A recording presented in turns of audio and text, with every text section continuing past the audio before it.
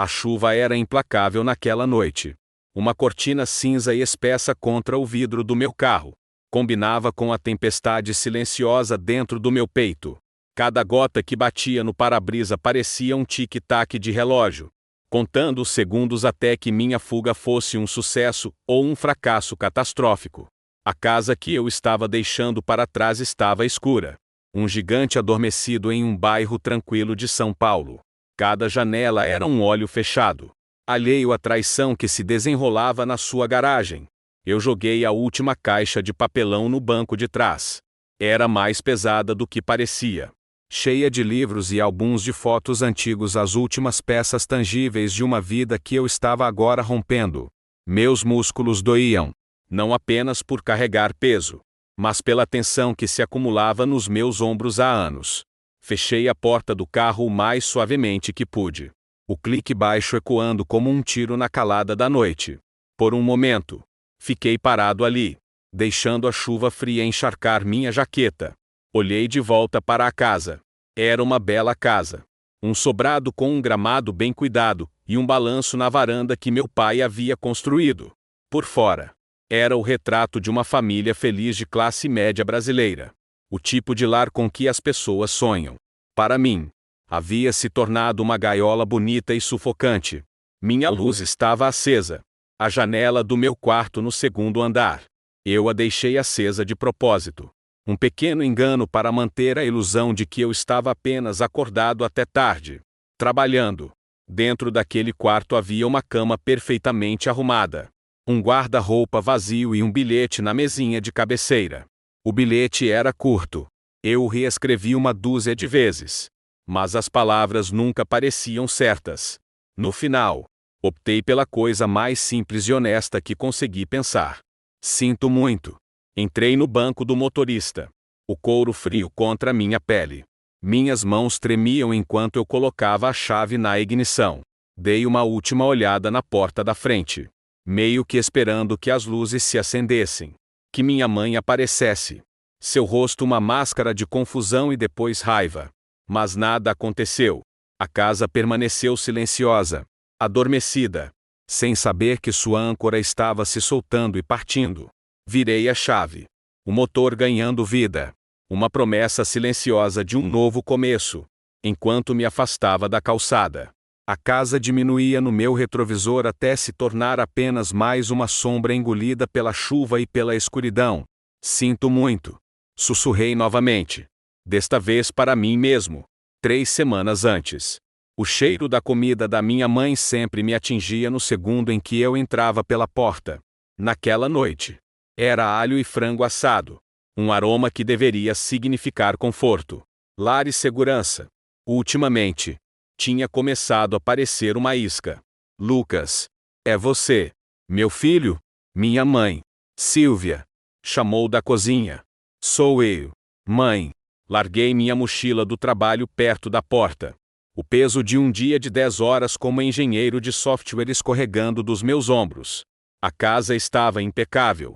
Como sempre. Minha mãe tratava nosso lar como uma exposição de museu, perfeitamente arrumado, bonito de se ver e emocionalmente estéril. Na pequena mesa na entrada, estava a pilha diária de correspondência. Era um hábito meu vasculhar lá. Um hábito nascido da necessidade. Vi uma conta de luz. O canto do envelope carimbado com um gentil, mas firme, vencida. Abaixo dela, um envelope rosa pastel. Chique e perfumado. Eu não precisava abrir para saber que era da empresa de cartão de crédito favorita de Bia. Aquela com a taxa de juros astronômica.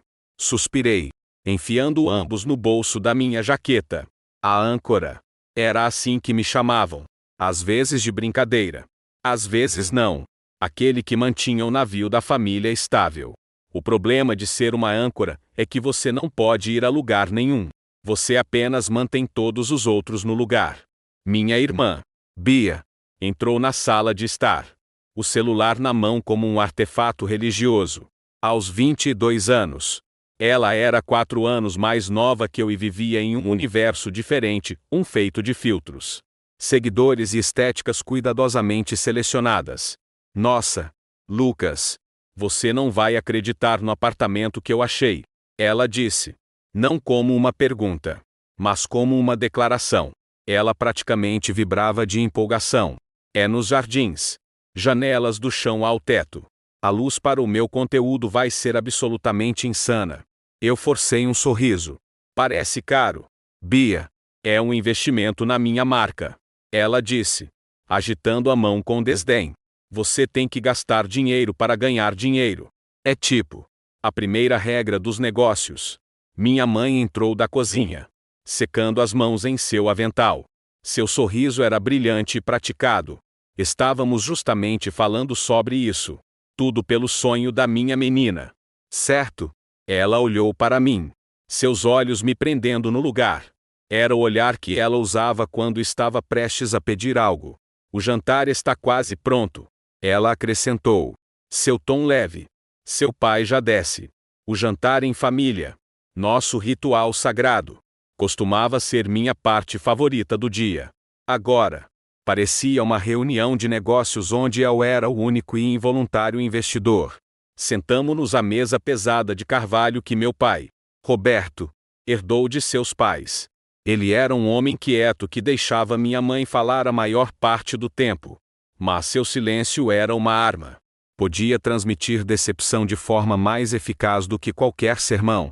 Naquela noite, ele parecia alegre, o que foi o primeiro sinal de alerta. Então, minha mãe começou, colocando um frango dourado no centro da mesa. A Bia tem uma notícia muito emocionante. Bia sorriu, lançando-se em uma descrição ofegante do apartamento Sturial. Ela falou sobre a piscina na cobertura, a academia no prédio, o serviço de concierge. Ela nos mostrou fotos em seu celular de um pequeno cômodo branco, que custava mais por mês do que a hipoteca de nossa casa inteira. Eu ouvi, mastigando minha comida lentamente, sentindo o nó familiar se formar no meu estômago. Eu sabia onde isso ia dar. Era um padrão. Uma dança cuidadosamente coreografada que havíamos feito centenas de vezes. Bia teria um sonho, um carro novo. Um laptop de última geração para sua edição. Uma viagem para Bali com suas amigas para fazer contatos. O sonho sempre estaria um pouco fora de seu alcance financeiro. Então, meus pais se voltariam para mim. O filho responsável. Aquele com um emprego estável e um nome limpo. Parece incrível. Bia. De verdade. Eu disse, escolhendo minhas palavras com cuidado. Como você planeja pagar o aluguel? O sorriso de Bia vacilou por uma fração de segundo. Ela olhou para nossa mãe. Bem, era sobre isso que queríamos falar com você. Minha mãe disse, intervindo suavemente. Como uma família. Ela enfatizou a última palavra, fazendo-a soar como um escudo. Sua irmã tem tanto potencial. Ela está prestes a estourar de verdade. Mas ela precisa de um espaço adequado para criar. Para construir sua marca. Esta é a chance dela. Eu entendo isso. Eu disse. Mas o aluguel. Eu consigo um emprego de meio período. Bia disse rapidamente. Tipo, em uma boutique ou algo assim. Só para cobrir minhas despesas pessoais. Eu quase engasguei com a minha água. Um emprego de meio período em uma boutique mal cobriria seu orçamento semanal de café. Olhei para meu pai, esperando por uma voz da razão. Ele apenas assentiu lentamente. Uma expressão pensativa no rosto. É uma boa oportunidade. Meu filho, ele disse. Sua voz calma e firme. Você tem que apoiar sua irmã. Lá estava. A armadilha estava sendo montada. E a isca era o dever familiar. O proprietário exige um fiador. Minha mãe continuou, seu tom se tornando mais direto. E alguém com uma renda estável. Obviamente. Todos nós pensamos em você. Eu larguei meu garfo. Mãe, ser fiador é uma responsabilidade financeira enorme. Se ela não conseguir pagar o aluguel, tudo recai sobre mim. Meu nome ficaria sujo. Não seja tão dramático. Lucas. Bia fez beicinho. Claro que vou pagar o aluguel. E de qualquer forma, tivemos uma ideia melhor. Eu olhei do rosto esperançoso da minha irmã para o determinado da minha mãe. Meu pai estava cortando meticulosamente seu frango, evitando meu olhar. Um silêncio sufocante caiu sobre a mesa. Do tipo que precede uma execução. Nós pensamos. Minha mãe disse. Sua voz suave e doce. Do jeito que sempre ficava quando estava prestes a dar o golpe final. Que você poderia ajudá-la. Só por um tempinho. Até a carreira dela nas redes sociais decolar. Ajudá-la como? Perguntei, embora já soubesse a resposta. Fizemos as contas. Meu pai disse. Finalmente olhando para cima. Foi a primeira vez que ele ofereceu uma frase completa sobre o assunto. E me ocorreu que esta não era uma conversa espontânea. Eles haviam planejado isso. Eles tiveram reuniões sem mim. Se você cobrisse, digamos, 70% do aluguel, a Bia poderia facilmente arcar com o resto com um pequeno emprego. É perfeitamente lógico. Lógico. A palavra pairou no ar. Era lógico para eles. Talvez. Para mim. Era uma bola de ferro financeira. 70%. Isso era mais do que eu pagava para morar aqui. Contribuindo para a hipoteca. As contas. As compras do mercado. Era uma quantia exorbitante de dinheiro. Vocês querem que eu pague pelo apartamento da Bia? Perguntei. Minha voz mal um sussurro. Olhei para minha irmã. Ela me observava com olhos grandes e suplicantes. O mesmo olhar que me deu quando queria um cachorrinho quando criança. Ou quando bateu seu primeiro carro e precisou que eu falasse com o papai. Não pagar por ele. Meu bem. Minha mãe corrigiu gentilmente. Investir. Você estaria investindo no futuro da sua irmã. No futuro desta família. Ela estendeu a mão sobre a mesa e a colocou sobre a minha. Sua pele estava quente. Mas seu toque parecia gelo. Você é a âncora. Lucas. Ela disse. Sua voz cheia de uma emoção praticada e teatral. Você sempre foi nossa rocha. Estamos apenas pedindo para você nos manter firmes. Mais uma vez. Olhei ao redor da mesa para minha família. Minha irmã esperançosa. Minha mãe determinada. Meu pai silencioso e cúmplice. Eles não estavam me pedindo. Eles estavam me dizendo. Eles já haviam decidido meu papel. Me escalado em sua peça sem nunca me entregar um roteiro. O frango no meu prato de repente tinha gosto de cinzas. O cheiro de alho e alecrim não era mais reconfortante. Era o aroma da armadilha se fechando ao meu redor. Pela primeira vez na minha vida. O peso de ser a âncora parecia que finalmente, de verdade, iria me afundar. Afastei minha mão da de minha mãe. O calor de seu toque permanecendo por um momento antes de esfriar. A sala de jantar. Antes um espaço de refeições e risadas compartilhadas. De repente pareceu pequena e sem ar. Seus 3 pares de olhos estavam em mim. Um júri silencioso esperando por um veredito que eu não tinha poder para dar. Eles não queriam minha opinião. Eles queriam minha conformidade. Não. Eu disse. A palavra foi baixa. Mas pousou na mesa com a força de uma porta batida.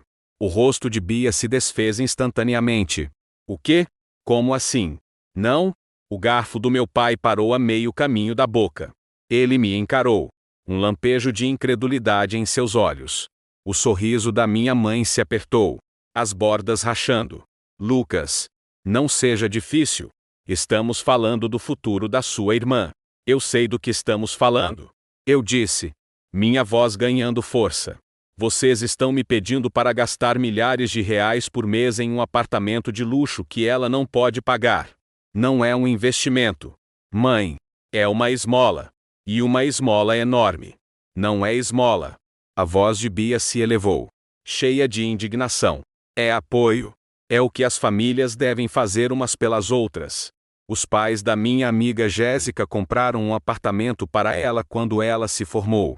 Um apartamento inteiro. Nós não somos os pais da Jéssica. Eu disse. Minha paciência se esgotando. E eu não sou seu banco pessoal. Eu trabalho duro pelo meu dinheiro. Bia. Eu tenho meus próprios objetivos. Meu próprio futuro para o qual preciso economizar. Parecia estranho dizer as palavras em voz alta. Por tanto tempo. Meu futuro esteve inextricavelmente ligado ao deles. Minha conta poupança era o fundo de emergência da família. Meu emprego estável era a rede de segurança deles. A ideia de ter objetivos que não envolvessem sustentá-los parecia um conceito estrangeiro, uma indulgência egoísta. Lá vamos nós. Minha mãe disse, suspirando dramaticamente. Ela se inclinou para trás na cadeira, cruzando os braços. Era seu movimento característico, aquele que sinalizava que ela estava mudando da persuasão gentil para a culpa emocional. Ele está sendo egoísta. Depois de tudo que fizemos por você, os sacrifícios que fizemos. Que sacrifícios? Perguntei, a pergunta mais afiada do que eu pretendia. Eu pago minhas próprias contas desde a faculdade. Eu pago aluguel aqui. Cubro metade das contas. Compro a maior parte das compras. Eu paguei seu cartão de crédito no ano passado. Pai, eu comprei o carro da Bia. De que sacrifícios vocês estão falando? Meu pai se encolheu, largando o garfo com um ruído. Ele odiava quando eu mencionava as realidades financeiras.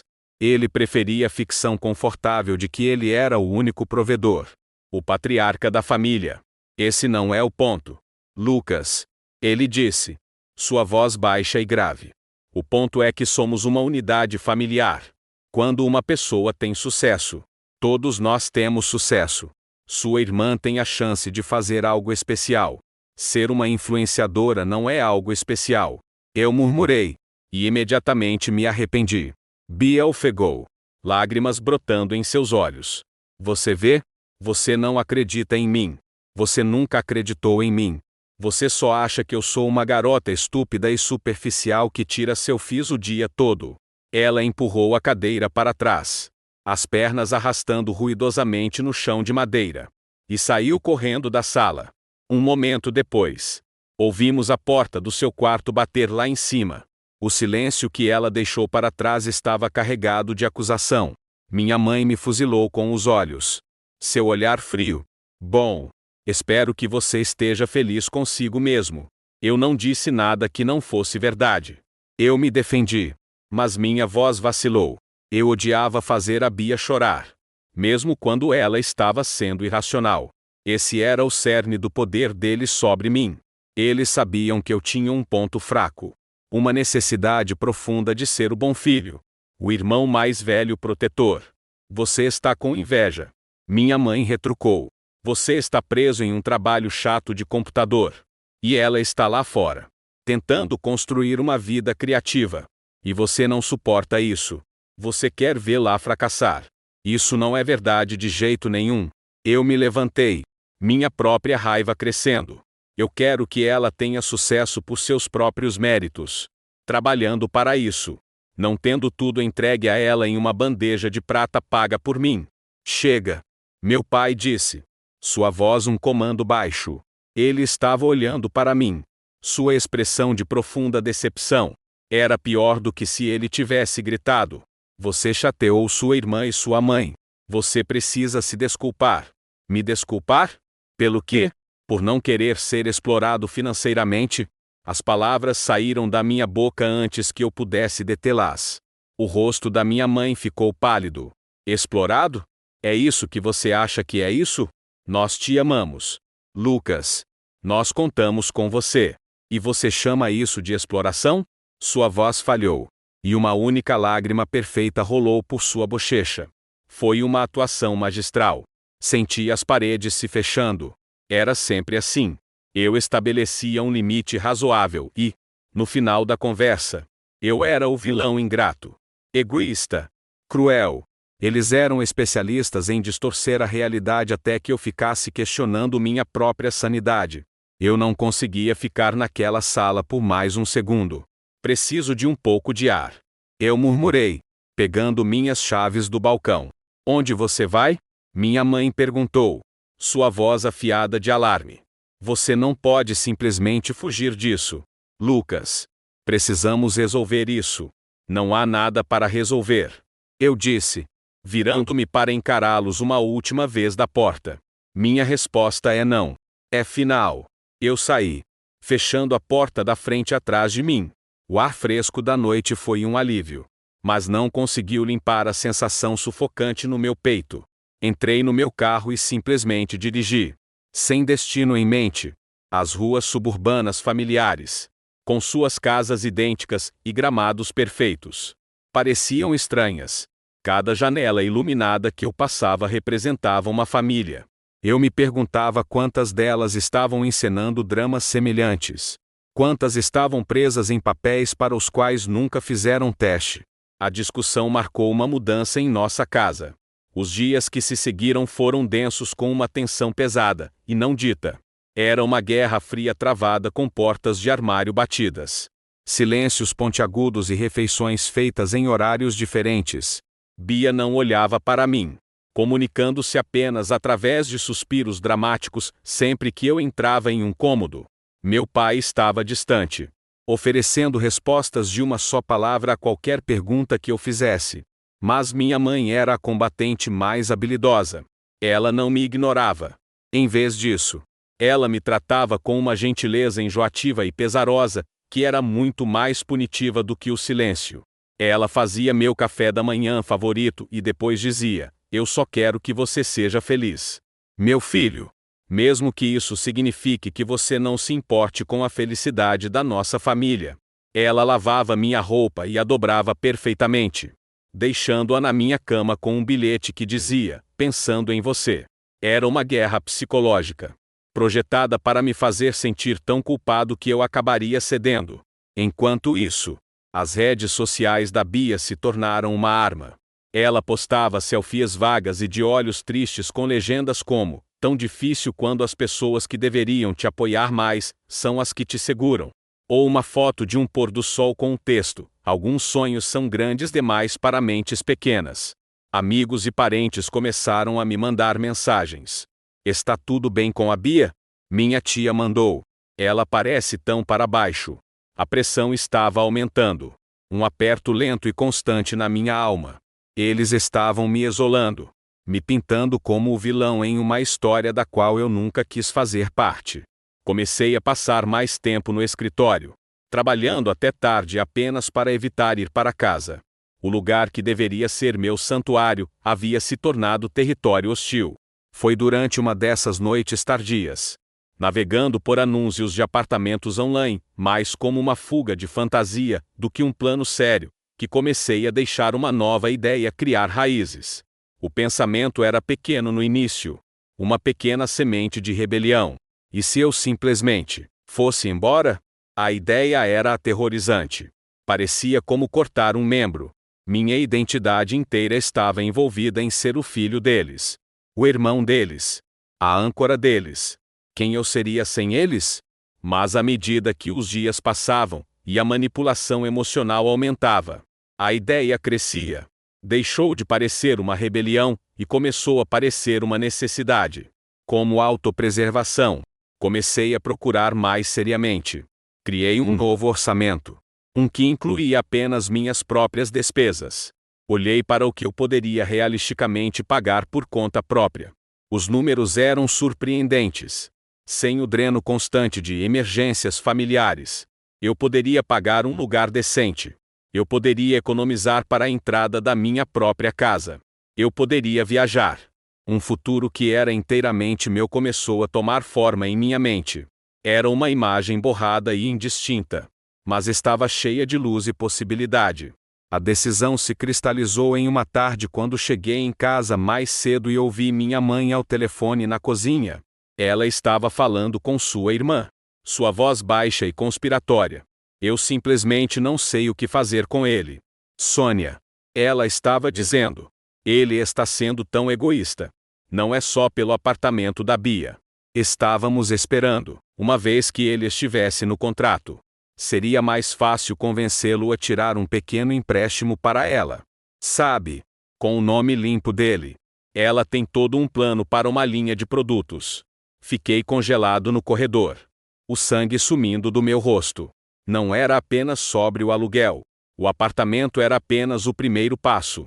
O pé na porta. O plano deles era me sangrar sistematicamente. Hipotecar todo o meu futuro financeiro pelos caprichos de influenciadora da Bia. Eles não me viam apenas como um caixa eletrônico. Eles me viam como uma linha de crédito. Um recurso a ser totalmente explorado até o limite. Esse foi o momento em que o último fio de dúvida se rompeu. A dor foi aguda e limpa. Isso não era amor. Amor não vem com um plano de negócios. Amor não traça estratégias de como usar você. Afastei-me silenciosamente, recuando para o meu quarto antes que ela pudesse me ver. Fechei a porta, meu coração batendo um ritmo frenético contra minhas costelas. A culpa que fora minha companheira constante evaporou, substituída por uma certeza fria e dura. Eu não estava apenas indo embora para salvar meu futuro. Eu estava indo embora para salvar a mim mesmo. Minha busca secreta por um apartamento não era mais uma fantasia. Era agora um plano de fuga. E eu ia executá-lo sem que eles jamais percebessem. O conhecimento da ligação da minha mãe não apenas partiu meu coração, cauterizou a ferida. A culpa persistente e incômoda que fora minha sombra por semanas foi queimada, substituída por uma clareza fria e afiada. Eu não era mais um filho em conflito lutando com o dever familiar. Eu era um homem acordando dentro de uma casa em chamas. E meu único trabalho era encontrar a saída. Na manhã seguinte, segui a rotina. Entrei na cozinha, onde minha mãe cantarolava uma melodia, um retrato de felicidade doméstica. Ela colocou um prato de panquecas, minhas favoritas, na minha frente com um sorriso esperançoso. Pensei que você precisaria de um bom café da manhã, disse ela. Uma semana atrás, esse gesto teria revirado meu estômago de culpa. Agora, eu via as cordas. Eu via o cálculo por trás da gentileza. Era uma transação. Panquecas em troca do meu futuro. Obrigado, mãe. Parece ótimo. Eu disse. Minha voz uniforme. Eu as comi. Mas não senti gosto de nada. Minha missão secreta começou naquele mesmo dia. Durante meu horário de almoço. Sentei no meu carro no estacionamento da empresa e criei um novo endereço de e-mail. Um sem conexão com meu nome. Baixei aplicativos de busca de apartamentos para uma pasta escondida no meu celular. Minha busca não era mais um devaneio. Era uma operação metódica e tática. As primeiras visitas foram desanimadoras. Vi um estúdio no subsolo na zona leste que cheirava permanentemente a mofo e desespero. Vi um micro-apartamento moderno no centro onde a cama saía da parede, praticamente tocando a pequena cozinha. Parecia trocar uma gaiola por uma menor e mais cara. Por um momento, um lampejo de dúvida retornou. Talvez eu não conseguisse fazer isso. Talvez minha família estivesse certa. E eu fosse incapaz de sobreviver por conta própria, destinado apenas a servir às necessidades deles. Mas então eu ia para casa. Eu entrava pela porta. E a atmosfera opressiva me atingia como uma força física. Bia estaria esparramada no sofá, navegando em seu telefone, suspirando dramaticamente a cada poucos minutos. Ela começou a usar apenas preto, como se estivesse de luto pela vida glamourosa que eu lhe negara. Meu pai estaria em sua poltrona, lendo o jornal. O silêncio ao seu redor uma parede espessa de desaprovação. E minha mãe estaria lá, esperando, pronta com outra viagem de culpa cuidadosamente elaborada, disfarçada de ato de amor. Lucas, meu filho. Sua tia Sônia ligou. Ela disse uma noite, me encurralando no corredor. Ela está tão preocupada com a Bia. Ela disse que deveríamos considerar terapia de família. Ela olhou para mim, seus olhos grandes e sinceros. Talvez ela esteja certa. Precisamos aprender a nos comunicar melhor, para que você não sinta a necessidade de nos excluir assim. Era brilhante. Na verdade, ela estava enquadrando meu estabelecimento de limites como um problema de comunicação da minha parte, me tornando aquele que precisava de terapia para consertar meus problemas. Antes, eu poderia ter caído nessa. Agora, eu apenas assenti. Talvez, eu disse evasivamente e escapei para o meu quarto. A casa se tornou um palco. E todos nós estávamos desempenhando nossos papéis.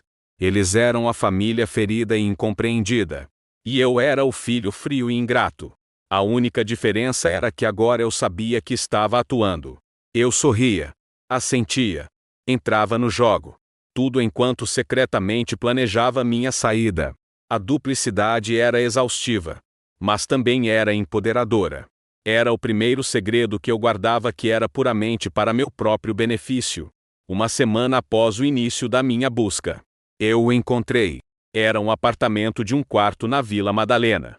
Um bairro conhecido por sua arte peculiar e atmosfera descontraída. Ficava no terceiro andar de um prédio de tijolos mais antigo. Nada como o arranha-céu elegante e sem alma que Bia queria. As fotos do anúncio eram simples: piso de madeira, janelas grandes e uma pequena sacada com vista para uma rua arborizada. Não era chamativo. Era silencioso. Era pacífico. Agendei uma visita para uma manhã de sábado, dizendo à minha família que ia ao escritório para adiantar um projeto. A mentira saía facilmente agora. No momento em que o corretor abriu a porta, eu soube.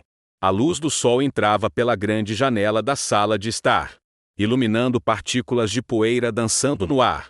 O chão rangia um pouco sob meus pés. Um som que parecia história e estabilidade. Cheirava vagamente a madeira velha e tinta fresca. Fui para a pequena sacada. Era grande o suficiente para uma cadeira e uma mesinha. Eu podia me imaginar aqui, tomando café pela manhã, lendo um livro, respirando um ar que não estava denso com exigências não ditas. Este lugar era tudo o que o apartamento dos sonhos da Bia não era. Não era uma estética. Não era conteúdo para uma marca. Era um lar. Um santuário. Um lugar onde eu poderia ser apenas o Lucas. Não a âncora. Não o caixa eletrônico. Não a rocha. Apenas eu. É silencioso, eu disse ao corretor. Mais para mim do que para ele. O prédio tem uma política de ruído rigorosa. Ele disse com um sorriso profissional. Principalmente jovens profissionais e alguns idosos. Todo mundo fica na sua.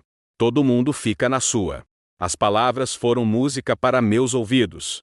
Eu fico com ele. Eu disse. As palavras saindo antes que eu pudesse duvidar de mim mesmo. O processo andou mais rápido do que eu esperava. Meu nome limpo e renda estável. As mesmas coisas que minha família procurava alavancar. Me tornaram um inquilino ideal. Fui aprovado em horas. Na segunda-feira, tirei um almoço prolongado e dirigi até a imobiliária. Sentar ali, com o contrato à minha frente, foi o momento mais aterrorizante e libertador da minha vida. Este era o ponto sem retorno. Cada linha que eu rubricava, cada assinatura que eu fazia, era um tijolo sendo colocado na fundação da minha nova vida. Eu estava me comprometendo legal e financeiramente com minha própria independência. Preenchi o cheque do depósito calção e do primeiro mês de aluguel. A quantia era significativa. Uma grande parte da poupança que eu vinha transferindo secretamente para uma nova conta bancária. Ao deslizar o cheque pela mesa, senti um solavanco físico, como se uma corda grossa e pesada que estivera amarrada em minha cintura por 26 anos tivesse acabado de ser cortada. Eu estava flutuando. Eu estava livre. Mas eu também estava solto. E a sensação era vertiginosa. Saí daquele escritório com uma chave no bolso. Uma chave para uma porta que era apenas minha. Uma chave para uma vida que eu construiria para mim mesmo. Naquela noite, voltei para casa. E a performance continuou. Bia estava na cozinha, embalando dramaticamente algumas de suas roupas caras em uma caixa. O que você está fazendo? Eu perguntei. Estou vendendo isso no Enjoei. Ela anunciou com um ar trágico. Se eu quiser ter meu próprio lugar sem nenhuma ajuda, tenho que começar a fazer sacrifícios. Ela levantou uma bolsa de grife. Você sabe quanto isso vale? Mas meus sonhos valem mais. Ela olhou para mim, esperando uma reação. Ela queria que eu me sentisse culpado, que visse a dificuldade que eu estava causando a ela. Mas tudo que eu senti foi uma profunda pena. Ela estava tão presa na narrativa que nossos pais construíram para ela que não conseguia ver outra maneira de viver. É uma boa ideia, Bia, eu disse calmamente. Minha falta de reação culpada a desarmou. Ela franziu a testa. Sua performance fracassando sem a resposta esperada da plateia. Mais tarde naquela noite, meu pai bateu na porta do meu quarto. Era uma ocorrência rara. Tem um minuto? Ele perguntou, parado sem jeito na porta. Claro. Ele entrou e sentou na beirada da minha cadeira de escrivaninha. Ele parecia cansado. Sua mãe está muito preocupada com você. Ele começou. A abertura clássica. Com esta família. Nós não somos os mesmos quando estamos brigando. Não estamos brigando. Pai. Eu apenas disse não para algo que não podia fazer. Ele suspirou, passando a mão pelo rosto. É mais do que isso. Lucas. É sobre respeito. É sobre o seu lugar nesta família. Você é o mais velho. Você tem a responsabilidade de cuidar da sua irmã. Eu cuido dela. Eu disse. Mas há uma diferença entre cuidar de alguém e mimá-la. Ele balançou a cabeça. Um olhar de profunda decepção em seu rosto. Eu nunca pensei que você seria o único a nos virar as costas. Você sempre foi tão confiável. Ele estava usando minha melhor qualidade contra mim. Minha confiabilidade não era uma virtude para ele. Era uma utilidade. Um recurso. Preciso dormir. Pai. Tenho que acordar cedo amanhã. Era uma desculpa. Mas era tudo que eu podia oferecer. Ele se levantou. Seus ombros caídos. Apenas pense nisso. Meu filho. Pense no dano que você está causando. Ele fechou a porta atrás de si, me deixando no silêncio do meu quarto. O quarto que não era mais meu. Tirei a chave do bolso. Parecia fria e sólida na minha palma. As palavras do meu pai ecoavam na minha cabeça. Pense no dano que você está causando. Pela primeira vez, percebi que ele estava certo. Eu estava causando danos. Eu estava danificando o sistema disfuncional que nos manteve presos por anos. Eu estava rachando a fundação de suas expectativas. E parecia a coisa mais saudável e necessária que eu já havia feito. A contagem regressiva havia começado. Eu tinha 2 semanas até a data da minha mudança. 2 semanas para embalar minha vida em caixas. Bem debaixo do nariz deles. As 2 semanas seguintes foram uma aula de furtividade e engano. Tornei-me um fantasma em minha própria casa. Um espectro empacotando sua existência pedaço por pedaço. Meu quarto, antes meu único espaço privado, tornou-se minha base secreta. O plano era simples: empacotar o que eu pudesse em bolsas e caixas que eu já possuía. E comprar o resto, escondendo-os no porta-malas do meu carro até a noite final. Todos os dias, eu contrabandeava coisas para fora. Uma mochila cheia de meus documentos mais importantes e discos rígidos. Levada para o meu escritório para um projeto. Uma mala de roupas. Deixada em uma caixa de doação a caminho do trabalho. Apenas para ser discretamente recuperada e escondida no meu carro mais tarde. Era um processo lento e meticuloso. Eu me sentia como um prisioneiro de guerra. Cavando um túnel de fuga com uma colher de chá. O custo psicológico foi imenso. Eu estava vivendo uma vida dupla. Minha mente constantemente dividida entre desempenhar o papel do filho retraído, mas presente, e planejar meticulosamente a logística do meu desaparecimento. Cada conversa era um campo minado. Por que seu guarda-roupa está tão organizado de repente? Minha mãe perguntou uma tarde, enfiando a cabeça no meu quarto. Ela tinha entrado para deixar minha roupa limpa. Uma tarefa que ela ainda insistia em fazer.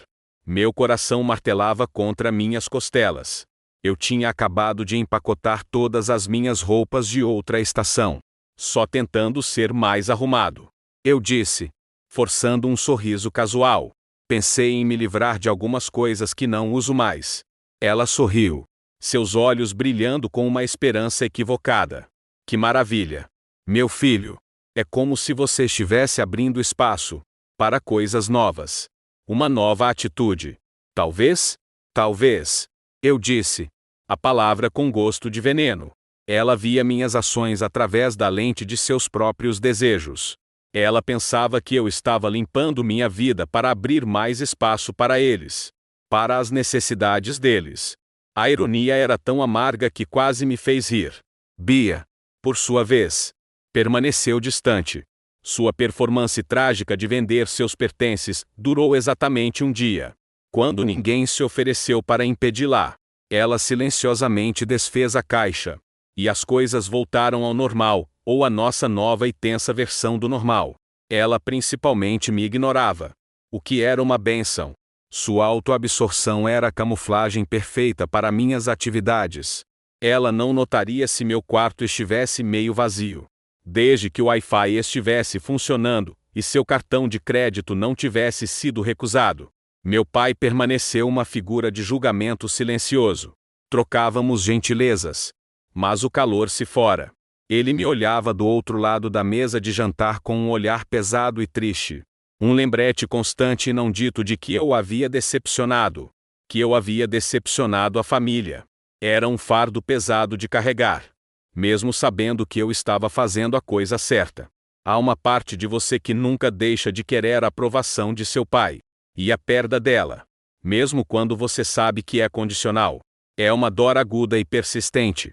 A parte mais difícil foram os álbuns de fotos. Uma noite, quando eu sabia que todos estavam dormindo, desci sorrateiramente para a sala de estar. Na prateleira debaixo da estante havia uma dúzia de álbuns grossos e encadernados em couro.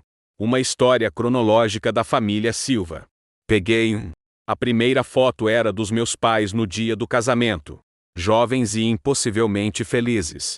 Depois vieram as fotos do hospital de mim. Um pequeno pacote avermelhado nos braços da minha mãe. Meu pai parecia orgulhoso. Aterrorizado e sobrecarregado. Tudo ao mesmo tempo. Folheei as páginas. Lá estava eu, dando meus primeiros passos. As mãos do meu pai pairando protetoramente. Lá estava meu primeiro dia de escola. Com um sorriso de dentes faltando e uma mochila maior que meu tronco. E então, a Bia chegou. Fotos minhas segurando-a pela primeira vez. Olhando para aquela pequena criatura com um sentimento de admiração e proteção feroz. Eu me lembrava daquele sentimento. Eu me lembrava de não querer nada mais do que mantê-la segura. Dar-lhe o mundo.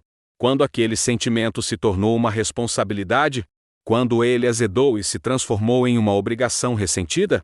Lágrimas pinicaram meus olhos, enquanto eu olhava as fotos de nós como crianças construindo fortes na sala.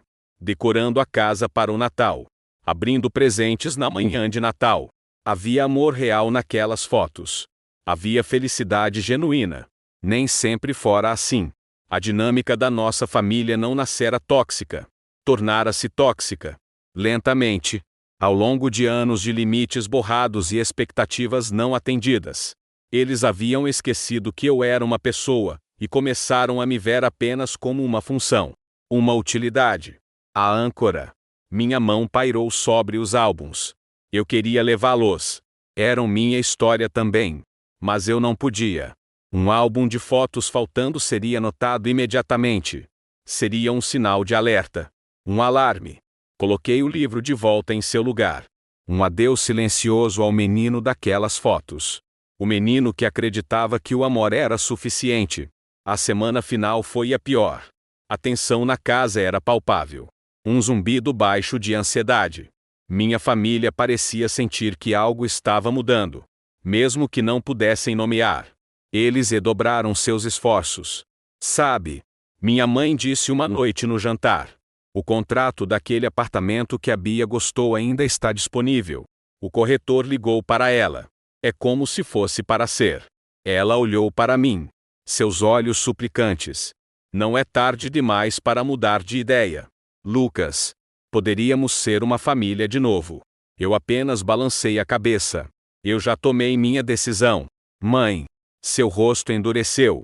Então eu acho que você fez sua escolha. Nós. Ou você. Nunca deveria ter sido uma escolha. Eu sussurrei. Na véspera da minha fuga ao dia D.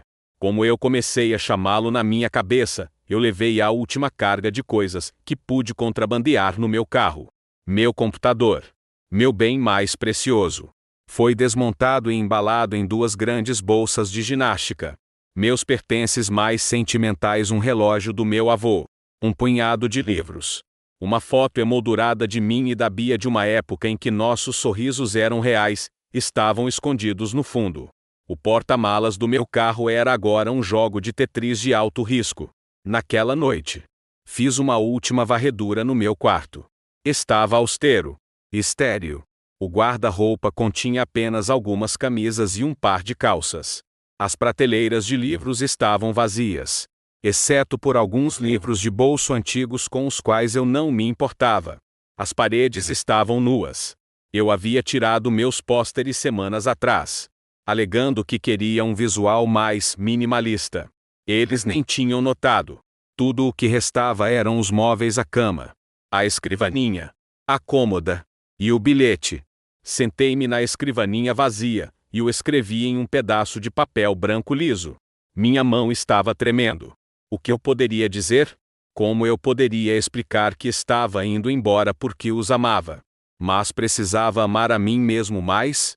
Como eu poderia articular que o papel que eles me forçaram a desempenhar estava me sufocando? E esta era a única maneira de eu aprender a respirar novamente? No final, eu sabia que eles não entenderiam. Nenhuma explicação seria boa o suficiente. Qualquer motivo que eu desse seria apenas distorcido em mais um exemplo do meu egoísmo. Então, mantive a simplicidade. Mãe, pai, Bia, preciso de um tempo e espaço para resolver as coisas por conta própria. Por favor, não tentem entrar em contato. Entrarei em contato quando estiver pronto. Sinto muito. Lucas. Dobrei o bilhete e o coloquei no travesseiro da minha cama perfeitamente arrumada. Parecia uma lápide. A casa estava quieta naquela noite. Mas para mim, o silêncio era ensurdecedor.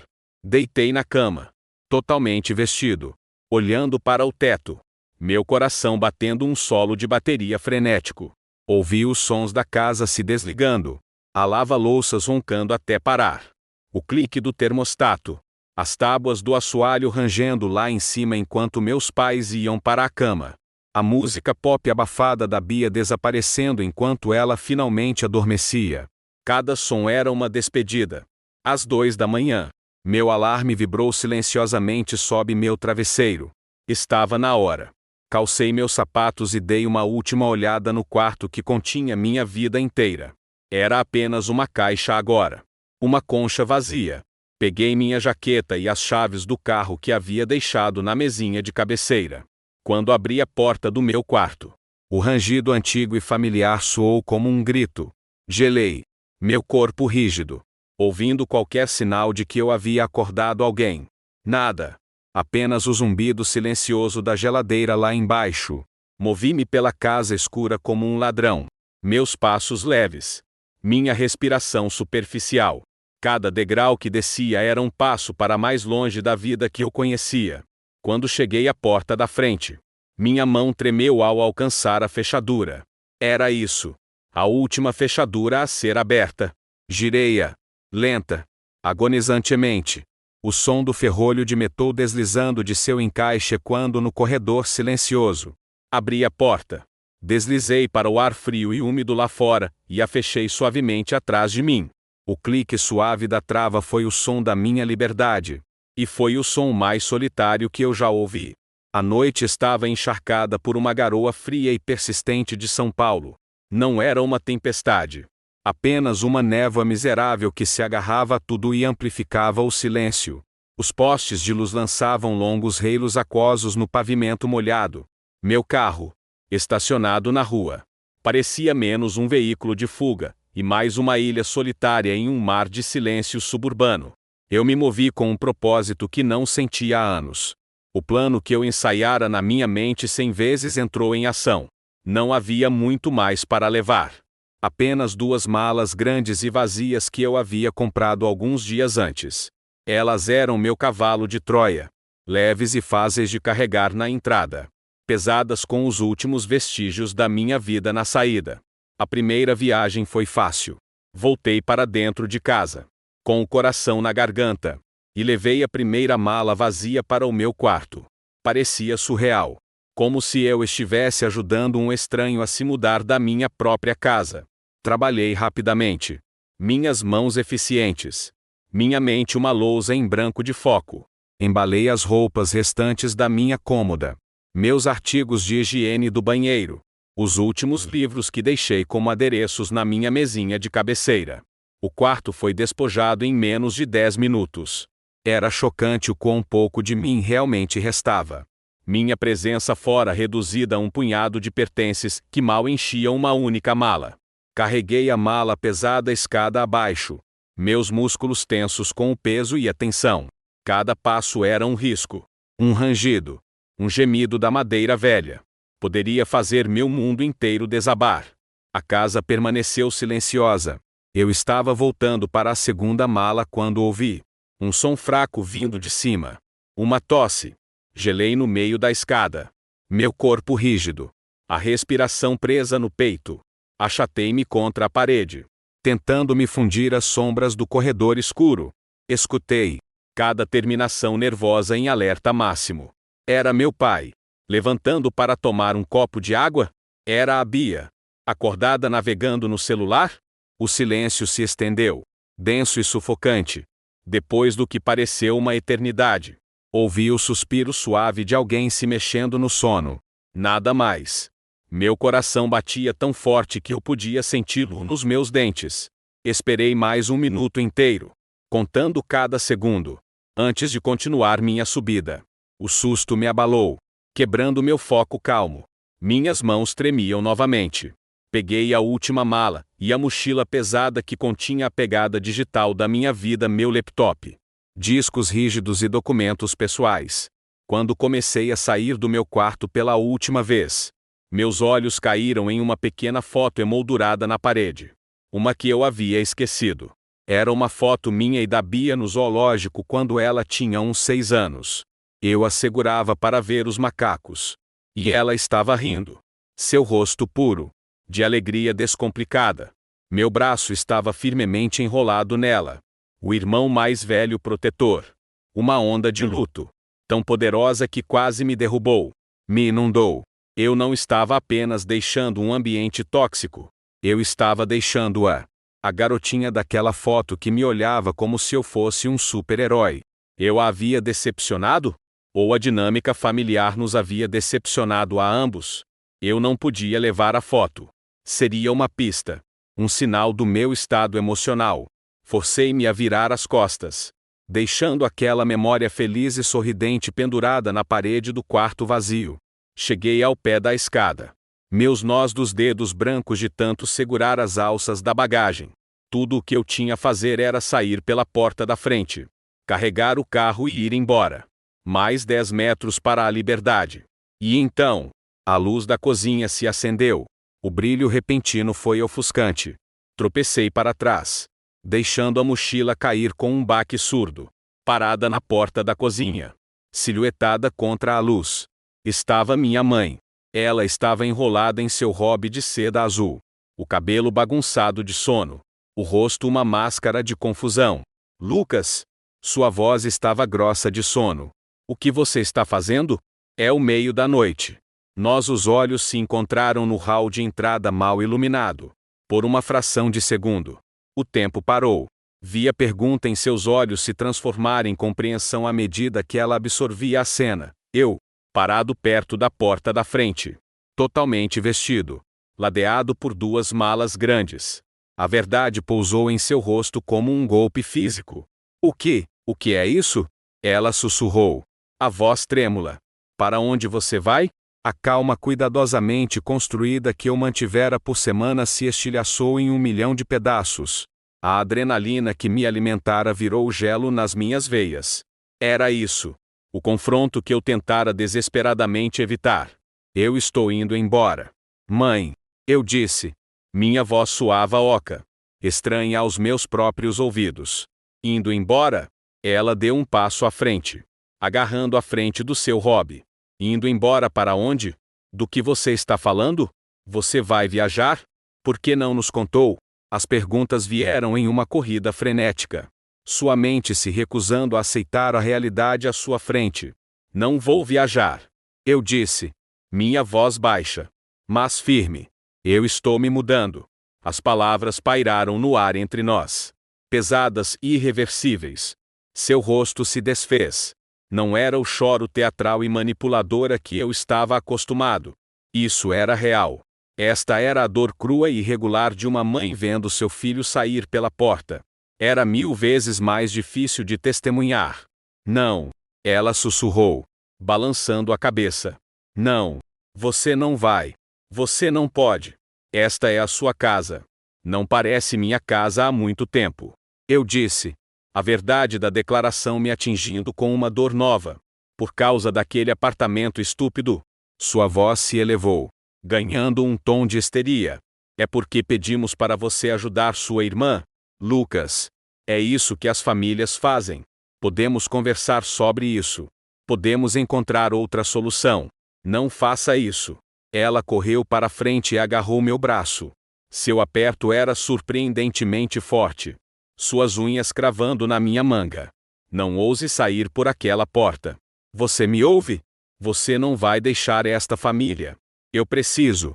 Eu disse, tentando puxar meu braço gentilmente. Mãe, você tem que me deixar ir. Deixar você ir? Ela chorou. Sua voz falhando. Agora as lágrimas corriam livremente, riscando seu rosto. Você é meu filho. Meu primogênito. Você é quem deveria nos manter unidos. O que vamos fazer sem você? Lá estava. O cerne da questão. O que vamos fazer sem você? Não era sobre minha felicidade ou meu bem-estar. Era sobre minha função. Minha utilidade. A âncora. E o navio estava apavorado de ficar à deriva. Vocês vão dar um jeito. Eu disse. Minha própria voz embargada por lágrimas não derramadas. Vocês vão ter que dar. Minhas palavras pareceram virar uma chave nela. A dor em seus olhos foi subitamente substituída por um flash de raiva fria e dura. Seu aperto no meu braço se intensificou. Como você ousa? Ela sibilou. Sua voz baixa e venenosa. Depois de tudo que fizemos por você, demos a você um teto sobre sua cabeça. Nós te apoiamos. E é assim que você nos retribui? Saindo escondido no meio da noite como um ladrão comum? Eu não sou um ladrão. Eu retruquei. Minha própria raiva subindo para encontrar a dela. Eu sou um prisioneiro que acabou de encontrar a chave. Você não quer um filho. Mãe. Você quer um funcionário. Você quer uma conta bancária. Você quer alguém para financiar as fantasias da Bia e consertar todos os seus problemas para que vocês não precisem. Isso é uma coisa cruel de se dizer. Ela soluçou, embora a raiva em seus olhos não vacilasse. É a verdade. Eu finalmente explodi. As palavras que engoli por anos jorrando de mim em uma torrente. Vocês me enxergam. Vocês só veem o que eu posso fazer por vocês. Vocês alguma vez me perguntaram quais eram meus sonhos? Vocês alguma vez se importaram com o meu futuro? Um futuro que não envolvesse ser a rede de segurança da família? Não. Porque meu único propósito nesta casa é garantir que todos os outros consigam o que querem. O som de nossas vozes elevadas ecoou na casa silenciosa. Uma luz se acendeu no topo da escada. Meu pai apareceu, seguido um momento depois por uma Bia sonolenta confusa. Eles ficaram lá, olhando para a cena, seus rostos gravados com choque. Meu pai começou a descer as escadas. Silvia, o que, em nome de Deus, está acontecendo aqui? Minha mãe se virou, seu rosto uma bagunça de lágrimas e fúria. Seu filho está nos abandonando. Ela gritou. Ele está indo embora. Ele está virando as costas para a própria família. Os olhos do meu pai caíram sobre mim. Depois sobre as malas. Seu rosto, que estava suave de sono, endureceu em uma máscara de pedra. Ele não disse uma palavra. Ele não precisava. Seu silêncio foi o julgamento final. A condenação suprema. Bia apenas encarava. A boca ligeiramente aberta. Agarrada ao corrimão. Pela primeira vez. Ela parecia ter a sua idade. Jovem e assustada. A realidade da situação. Um mundo sem o apoio constante de seu irmão. Parecia estar amanhecendo para ela. Olhei para seus 3 rostos, a fúria da minha mãe. A decepção do meu pai. A confusão da minha irmã. Esta era a minha família. E naquele momento, senti um amor avassalador e uma tristeza profunda e sem fundo. Eu preciso ir. Eu disse. Minha voz falhando. Finalmente soltei meu braço do aperto da minha mãe. Peguei minha mochila. Agarrei as malas e me virei para a porta. Se você sair por essa porta. A voz do meu pai trovejou da escada. Fria e final. Nunca mais pense em voltar. Suas palavras me atingiram com mais força do que um golpe físico. Era o ultimato que eu sempre temera. A escolha final e terrível. Parei na porta. de costas para eles, a mão na maçaneta.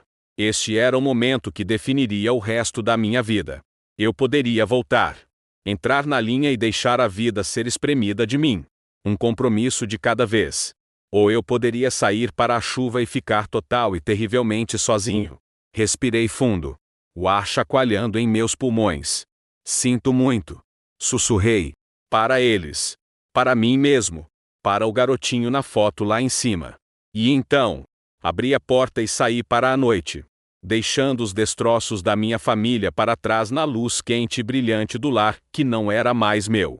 A chuva foi minha única companhia enquanto eu tropeçava para fora de casa. Estava mais forte agora, caindo em jatos frios e cortantes, colando meu cabelo na testa e encharcando minha jaqueta em segundos. As palavras finais do meu pai ecoavam em meus ouvidos. Uma batida de tambor cruel e implacável. Nunca mais pense em voltar. Minhas mãos estavam desajeitadas, atrapalhando-se com as chaves do carro. Finalmente consegui abrir o porta-malas e comecei a jogar a bagagem para dentro. A mala com minhas roupas. As caixas do banco de trás. A mochila com minha vida digital. Cada item parecia impossivelmente pesado. Sobrecarregado pela gravidade da minha decisão. Atrás de mim, a porta da frente ainda estava aberta, derramando um retângulo de luz amarela e quente no gramado molhado. Eles estavam lá, emoldurados na porta como atores em um palco, me observando. Minha mãe agora soluçava abertamente. Um som cru e ferido que rasgava as bordas da minha resolução. Bia descera as escadas e estava ao lado dela, o rosto pálido e chocado. Meu pai estava atrás das duas. Uma estátua silenciosa e imóvel de julgamento. Bati o porta-malas. O som ecoando pela rua deserta. Eu não conseguia mais olhar para eles. Não suportava ver a dor que estava causando. Mesmo sabendo que era necessário. Abri a porta do motorista e entrei. A chuva escorrendo das minhas roupas para o assento. Enfiei a chave na ignição. Minhas mãos escorregadias de chuva e suor. O motor ligou com um rugido reconfortante. Um som de fuga. Por um momento, fiquei sentado ali. Os nós dos dedos brancos no volante. Os limpadores de para-brisa batendo freneticamente contra a chuva. Era isso. O momento final. O ponto sem retorno. Minha mãe deu um passo para a varanda. Sua voz se elevando em um apelo desesperado de última hora. Lucas, por favor, não faça isso. Nós somos sua família. Nós te amamos. Nós te amamos. As palavras foram uma faca no meu estômago. Será que amavam? Eu não duvidava que, em algum nível, sim. Mas o amor deles havia se tornado uma gaiola. Uma prisão dourada de expectativa e obrigação. O amor deles exigia minha submissão. Exigia meu sacrifício. Era um amor que eu não podia mais sobreviver.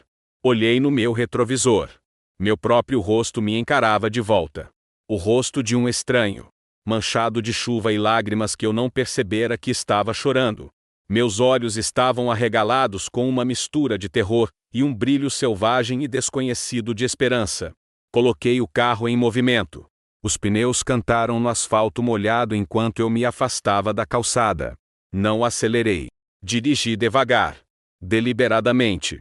Não queria que isso fosse um ato de raiva. De bater portas e queimar pontes. Isso foi um ato de sobrevivência. Uma amputação silenciosa triste.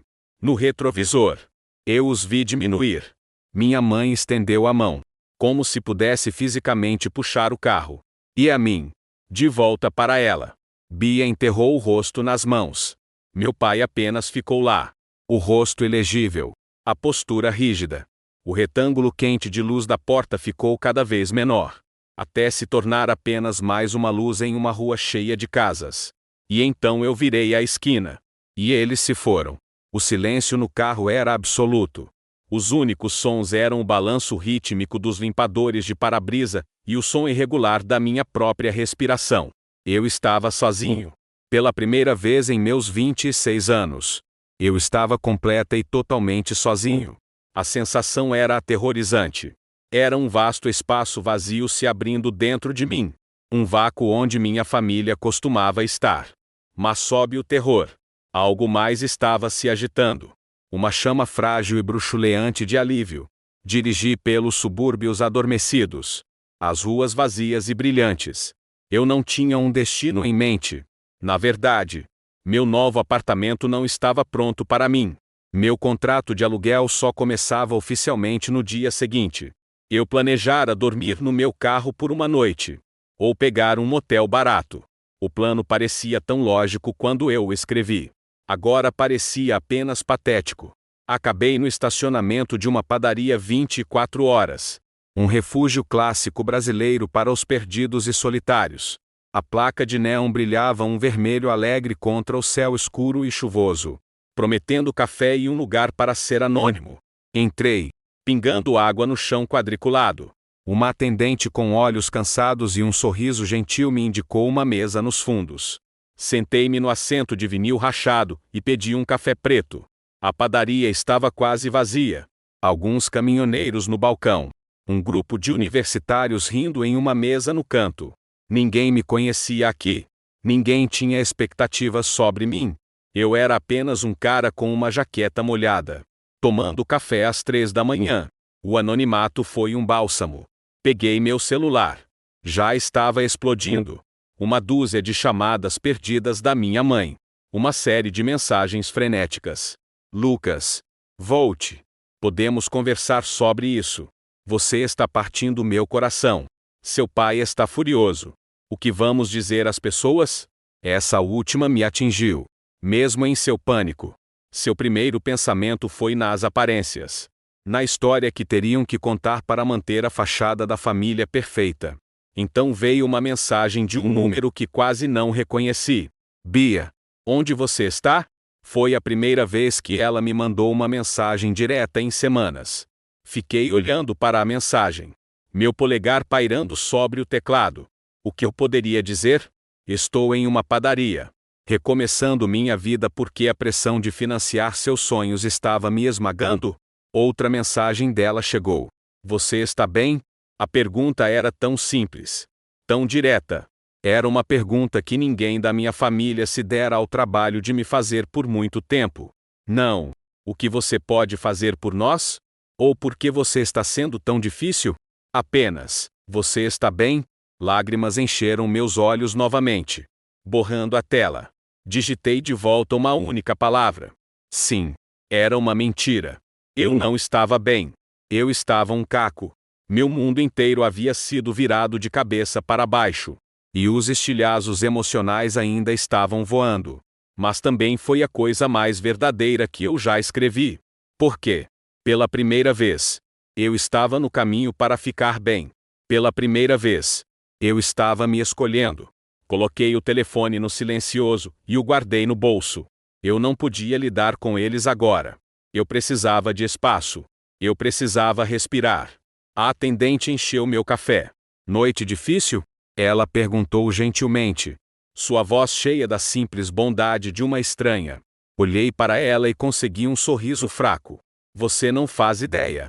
Bem, ela disse, batendo no balcão. O sol vai nascer em algumas horas. As coisas sempre parecem um pouco melhores com a luz do dia.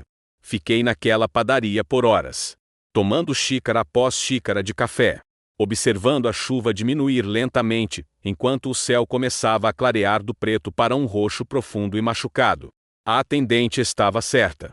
Enquanto os primeiros raios do amanhecer cortavam as nuvens, um vislumbre de esperança cortou o meu desespero. Este foi o meu primeiro dia.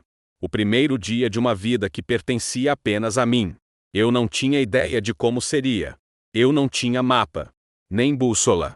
Tudo o que eu tinha era uma chave para um apartamento vazio e uma conta poupança que estava significativamente menor do que no dia anterior. Mas era meu. O sucesso seria meu. Os fracassos seriam meus. As escolhas, pela primeira vez, seriam minhas. Paguei pelo meu café, deixando uma gorjeta generosa para a atendente. Saí da padaria e entrei no ar fresco da manhã. A chuva havia parado. O mundo cheirava a limpo e novo. Entrei no meu carro e coloquei o endereço do meu novo apartamento no GPS. Enquanto dirigia, não olhei no retrovisor. Não havia mais nada para mim lá atrás. Havia apenas a estrada à frente. As primeiras semanas de liberdade pareceram menos uma vitória e mais um sonho estranho e desorientador. Meu novo apartamento na Vila Madalena era um refúgio de silêncio. Um contraste gritante com a atmosfera emocionalmente carregada da casa dos meus pais. O silêncio foi a primeira coisa que notei. Era uma presença física. Um espaço vasto e vazio que ao mesmo tempo acalmava e aterrorizava. Durante anos, minha vida fora preenchida pelo barulho das necessidades da minha família, a conversa constante da minha mãe, os dramas da Bia, os silêncios carregados do meu pai. Aqui, havia apenas o zumbido da geladeira e o som distante do trânsito. Passei o primeiro fim de semana em uma explosão frenética de atividade. Uma tentativa desesperada de fugir dos meus próprios pensamentos. Desembalei minhas caixas, arrumando meus poucos pertences com um cuidado meticuloso. Fui à IKEA e comprei o essencial, uma cama simples, uma pequena mesa de jantar, uma poltrona confortável. Montar os móveis foi um processo frustrante, mas profundamente satisfatório. Cada parafuso que eu apertava, cada prateleira que eu colocava no lugar, parecia um ato de criação. Eu não estava apenas construindo uma estante. Eu estava construindo uma vida. Do zero. Mas quando o trabalho terminava, o silêncio voltava correndo e, com ele, a culpa.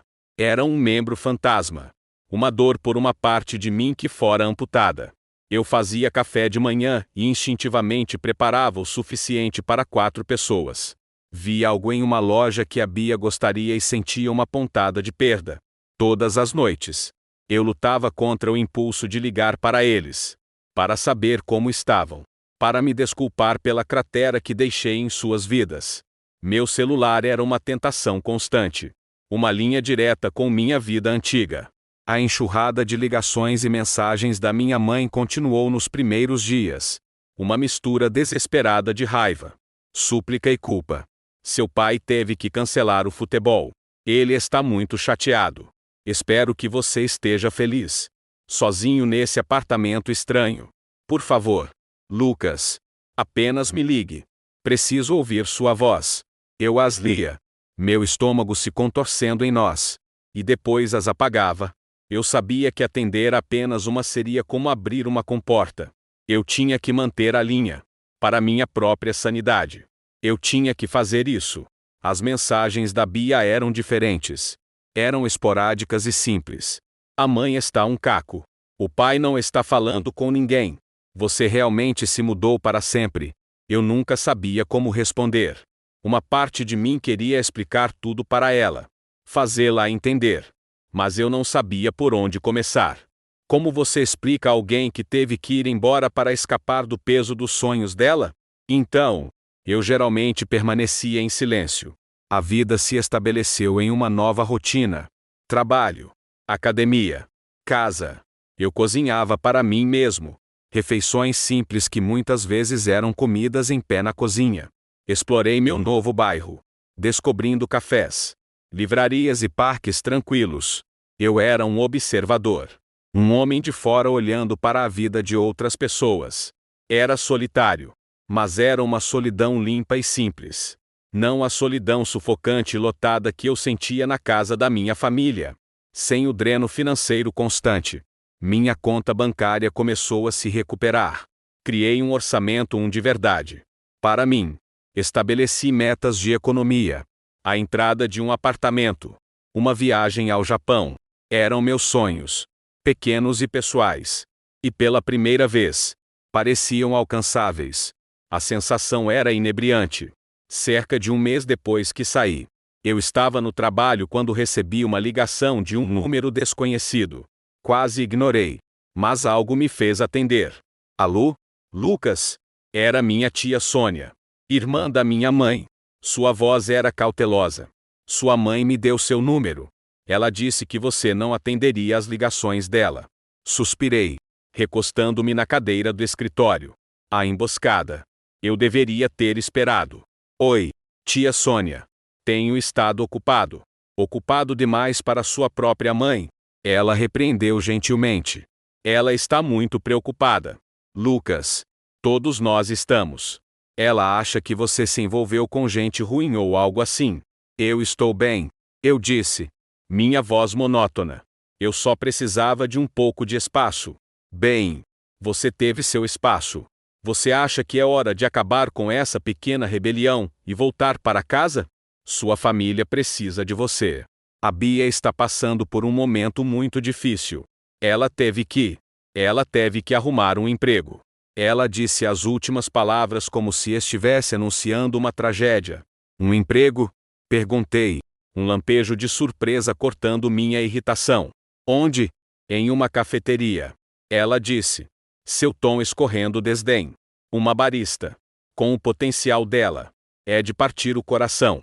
Ela não consegue pagar a prestação do carro. E seus pais estão tão apertados. A implicação era clara. A culpa era minha. A dificuldade da Bia era um resultado direto do meu egoísmo. A velha culpa. O peso familiar da responsabilidade. Tentou se instalar em meus ombros. Mas desta vez, algo estava diferente. Eu estava diferente.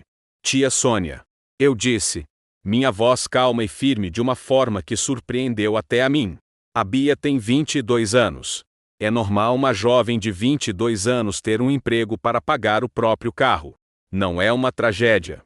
Chama-se ser adulta. Houve um silêncio atordoado do outro lado da linha. Eu nunca havia falado com ela. Ou com qualquer adulto da minha família. Com tanta franqueza. Bem, ela finalmente gaguejou. Vejo que você se tornou muito frio. Não, eu disse. Eu apenas construí uma cerca. Há uma diferença. Terminei a ligação educadamente. Mas minhas mãos tremiam. Estabelecer um limite parecia uma declaração de guerra. Mas também parecia incrivelmente poderoso. Pela primeira vez, eu havia defendido minha nova vida. Minha nova perspectiva. Sem pedir desculpas. A ligação, no entanto, teve um efeito. O pensamento da Bia trabalhando como barista ficou comigo. A imagem não se encaixava com a persona glamourosa e curada que ela projetava online. Por uma curiosidade mórbida que eu não conseguia suprimir. Pesquisei a cafeteria que minha tia mencionara. Era um lugar pequeno e independente, a apenas alguns quarteirões do meu apartamento. Alguns dias depois, me vi passando por ela a caminho de casa do trabalho. Eu disse a mim mesmo que estava apenas pegando um caminho diferente. Era mentira. Diminui o passo ao me aproximar. Meu coração começando a bater um pouco mais rápido. Espiei pela grande janela da frente. E lá estava ela. Ela estava atrás do balcão, usando um avental preto empoeirado de farinha sobre suas roupas da moda.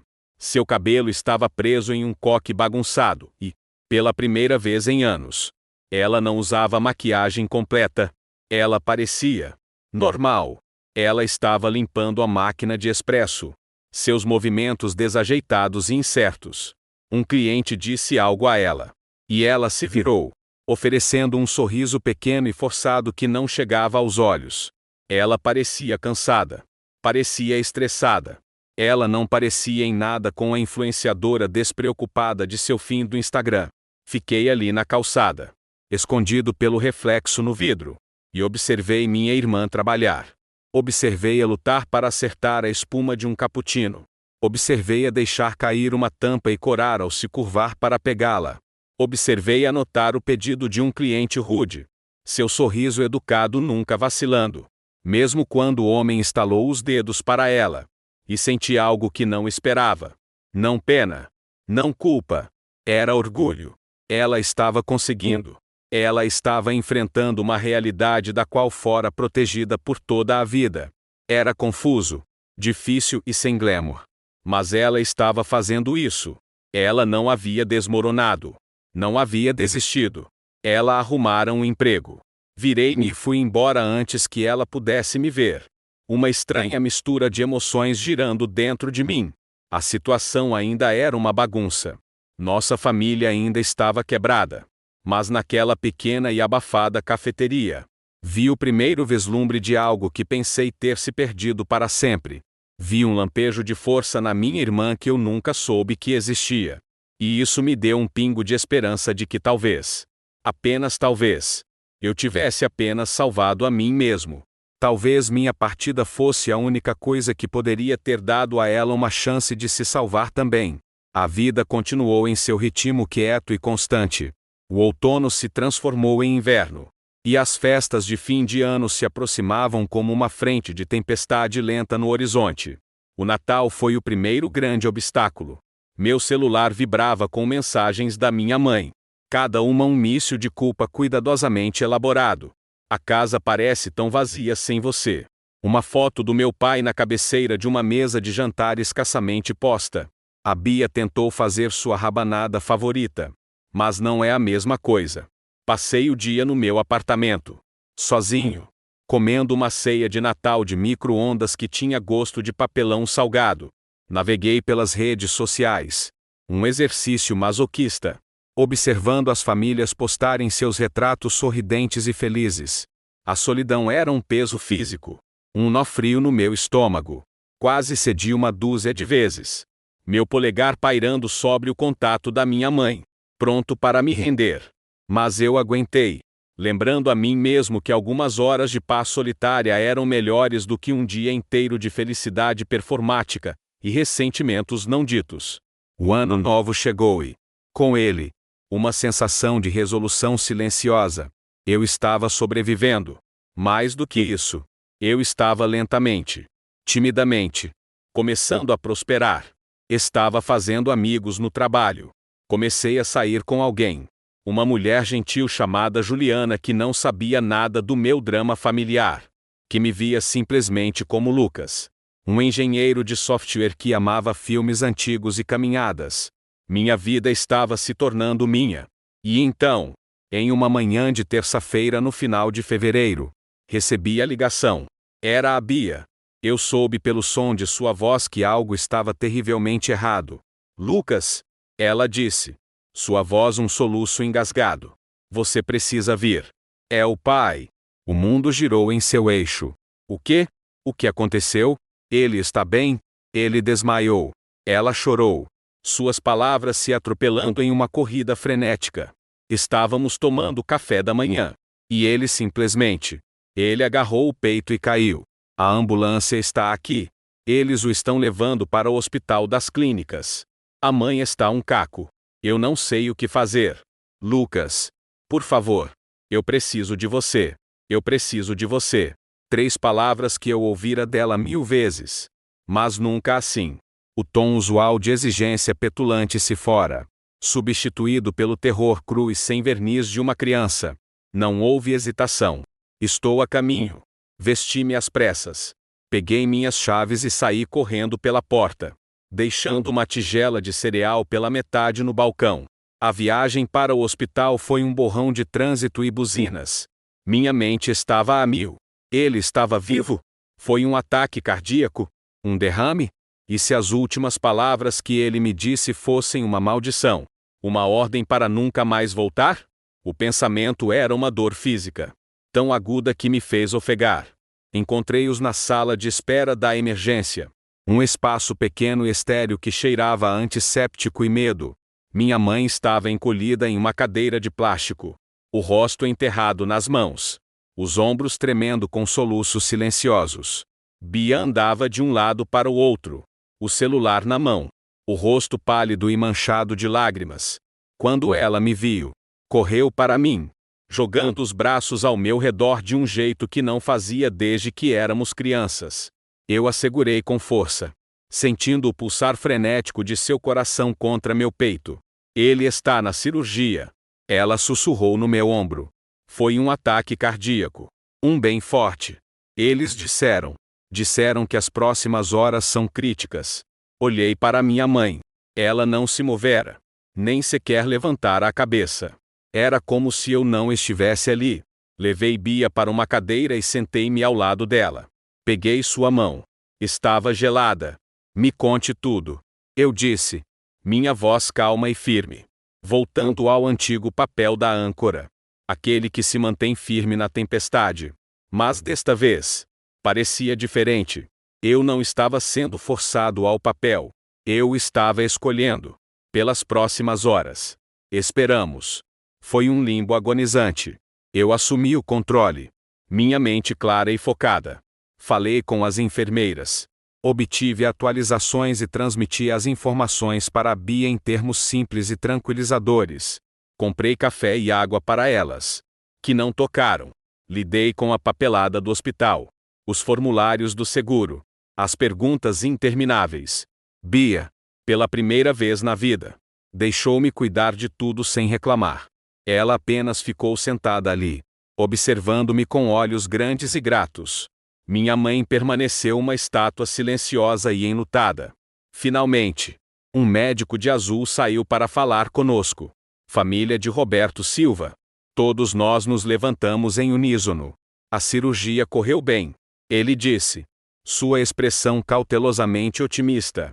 Conseguimos desobstruir a artéria. Ele está estável. Mas ainda não está fora de perigo. Ele é um homem de muita sorte. Um suspiro coletivo e trêmulo de alívio encheu a pequena sala. Minha mãe finalmente olhou para mim. Seus olhos vermelhos e exaustos. A raiva e o ressentimento daquela última noite se foram, lavados pela onda de medo. Tudo o que restava era uma vulnerabilidade crua e dolorosa. Obrigada por ter vindo. Ela sussurrou. A voz rouca. Claro, mãe. Eu disse. Meu pai passou uma semana no hospital. Eu estive lá todos os dias. Ia para o trabalho. Depois dirigia direto para o hospital, muitas vezes ficando até tarde da noite. Juliana, minha namorada, foi incrivelmente compreensiva, trazendo-me comida e oferecendo um ombro para me apoiar sem perguntas ou julgamentos. Seu apoio simples e descomplicado foi uma tábua de salvação. Durante aquelas longas horas no quarto de hospital estéril, algo começou a mudar. A velha dinâmica se fora. Não havia exigências, nem manipulações. Havia apenas uma família, despida pela crise, agarrando-se um ao outro. Conversei com meu pai quando ele estava acordado. Não falamos sobre a briga, ou sobre eu ter saído. Falamos sobre futebol, sobre o tempo, sobre a comida horrível do hospital. Era simples. Era normal. Uma tarde, eu estava sentado ao lado de sua cama, enquanto ele dormia. E minha mãe entrou com 2 xícaras de café. Ela me entregou uma. Precisamos conversar. Ela disse baixinho. Fomos à lanchonete do hospital. Ela mexeu seu café por um longo tempo antes de falar. Quando ele desmaiou, ela começou. Sua voz um sussurro. A primeira pessoa em quem pensei foi você. E eu estava com tanto medo de que o perdêssemos. E você não estaria aqui. Que a última vez que estivemos todos juntos foi aquela noite horrível. Lágrimas brotaram em seus olhos. Eu tive muito tempo para pensar. Nesta última semana, neste último ano, eu estava errada. Lucas, nós estávamos errados. Nós nos apoiamos tanto em você, que esquecemos que você era uma pessoa. Nós apenas o víamos como a solução, a âncora. E quando você foi embora, ficamos furiosos porque estávamos à deriva. Não sabíamos como nos virar sozinhos. Ela olhou para mim. Seu olhar direto e cheio de uma honestidade dolorosa que eu nunca vira antes. Sua partida foi a pior coisa que já aconteceu a esta família. E foi a melhor coisa. A Bia amadureceu tanto. Ela está pagando as próprias contas. Ela é responsável. E seu pai e eu tivemos que aprender a confiar um no outro novamente. Não apenas em você. Sinto muito pela maneira como saí. Eu disse. Minha própria voz embargada de emoção. Não. Ela disse. Estendendo a mão sobre a mesa e pegando a minha. Desta vez, seu toque era apenas quente. Eu sinto muito por termos feito você sentir que precisava. Quando meu pai teve alta, ajudei-os a acomodá-lo em casa. A casa parecia diferente. A tensão se fora, substituída por uma sensação silenciosa de gratidão. Quando eu estava prestes a sair, meu pai, parecendo frágil, mas resoluto, chamou meu nome. Lucas. Ele estava parado na porta, apoiado em uma bengala. O que eu disse naquela noite? Eu estava com raiva. E estava com medo. Esta sempre será sua casa. Eu assenti. Um nó se formando na minha garganta. Eu sei. Pai, eu não voltei a morar lá. Não podia. Meu apartamento. Minha vida. Minha independência. Eu lutara demais por eles para desistir. Mas comecei a ir jantar uma vez por semana. As conversas eram diferentes. Eles perguntavam sobre meu trabalho, sobre a Juliana, sobre minha vida. Eles me contavam sobre a deles. A Bia falava sobre um cliente engraçado na cafeteria ou uma nova receita que estava tentando. Ela ainda estava sonhando. Mas seus sonhos eram menores agora, mais enraizados na realidade. Em um domingo, eu estava lá para o jantar. E a Bia insistiu em me mostrar sua nova planilha de orçamento. Ela apontava com orgulho como estava economizando para uma nova lente de câmera. E olha, ela disse, tocando em uma célula na tela. Eu paguei um cartão de crédito inteiro, sozinha. Ela estava tão orgulhosa. E eu também estava. Mais tarde, quando eu estava saindo, ela me acompanhou até o meu carro. Ei, ela disse, de repente tímida. Obrigada. Sabe, por tudo. Claro, Bia. Não. Eu quero dizer. Ela lutou com as palavras. Obrigada por ter ido embora. Olhei para ela. Surpreso. Ela me deu um sorriso pequeno e irônico. Eu fiquei com muita raiva de você. Mas agora eu entendo. Eu nunca teria descoberto nada disso se você tivesse ficado. Eu teria apenas deixado você ser a âncora para sempre. Ela olhou para os sapatos. Eu acho que estou aprendendo a nadar sozinha. Ela me deu um abraço rápido e voltou para dentro. Entrei no meu carro. O mesmo carro que usei para escapar no meio daquela noite chuvosa. Nossa família não era perfeita. Ainda estávamos marcados. Ainda aprendendo. As feridas eram profundas. E provavelmente sempre estariam lá. Mas estávamos nos curando. Estávamos construindo algo novo. Sobre uma fundação não de obrigação, mas de respeito. Não de dependência, mas de um amor novo e arduamente conquistado. Dirigi de volta para o meu apartamento silencioso. Para a vida que eu construí. Pela primeira vez. Não senti que estava fugindo de algo. Senti que tinha dois lares. E eu sabia, com uma certeza que se instalou profundamente em meus ossos, que eu estava finalmente, verdadeiramente bem. A âncora não fora cortada. Ela apenas finalmente aprendera que precisava segurar o navio inteiro para fazer parte da jornada.